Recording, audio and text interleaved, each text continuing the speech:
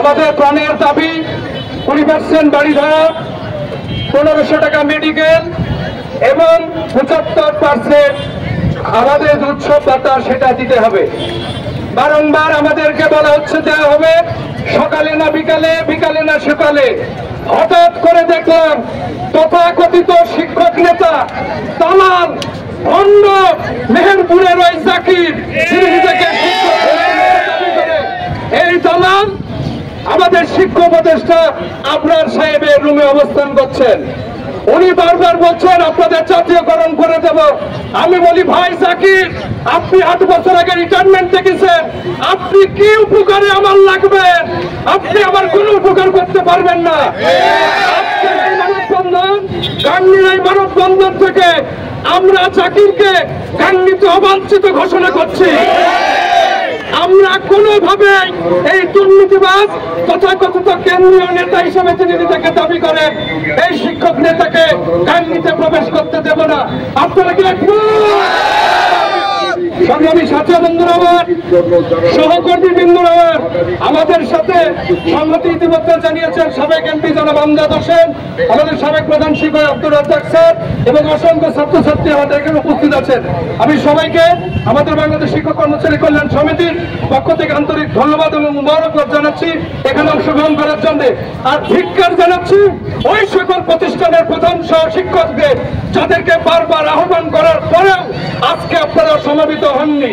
আমরা চাইব যদি এখানে বাড়ি ভাড়া বাড়ে, মেডিকেল বাড়ে, তাহলে আমরা প্রত্যেকে এর সুবিধাবাদী, প্রত্যেকে আমরা সুবিধা নেব। আপনি কেন আসলেন না? আপনি কেন বাড়িতে বসে আছেন? আমাদের লক্ষ লক্ষ শিক্ষক ঢাকাতে অবস্থান করছে। আমার এখন 4 জন শিক্ষক ঢাকাতে আছে। তাকে যাওয়ার সময় চিনি, মুড়ি, চিনি, লবণ, বিছানার চাদর, বালিশ দিয়ে পাঠিয়েছি, খাও আর ওইখানে শুয়ে থাকা যতদিন দাবি আদায় না হয়। আর আপনারা বিলাসিতা করে ঘুরে বেড়াচ্ছেন। আগামী দিনে যে আহ্বান করবো আপনাদের প্রতি আকুল আবেদন, যেহেতু এই দাবি আমাদের সকলের, এই দাবি সারা বাংলাদেশের শিক্ষক সমাজের, এই দাবি আমাদের সকলের, সুতরাং আপনারা অবশ্যই আগামী দিনের যে সভা যদি আমরা ডাকি আপনারা অবশ্যই সেখানে উপস্থিত হবেন। যতক্ষণ পর্যন্ত আমাদের দাবি বাস্তবায়িত না হবে, আমাদের শ্রেণী কার্যক্রম বন্ধ আছে, এটা চলমান থাকবে। আমরা কোনোভাবে শ্রেণীতে ফিরে যাব না। যতক্ষণ পর্যন্ত দাবি আমাদের বাস্তবায়িত না হবে আমরা কোনো প্রকার ছাড় দেব না। আপনার অন্তর্বর্তী সরকার, আপনার সেদিনের ভাষা শুনেছি, আপনি বলেছেন 5% দূরে গেল পরে 0.5% বাড়ানো যাবে না। টাকা আপনার বাবের টাকা, টাকা আপনার বাবার, আমার টাকায় আরেকজনের ট্যাক্সের টাকায় দেশ চলে। আপনি অন্তর্বর্তী হিসেবে দায়িত্ব ভালো আছেন, আমরা বুঝতে পেরেছি আপনাদের সাধারণ জনগণের প্রতি কোনো কমিটমেন্ট নাই।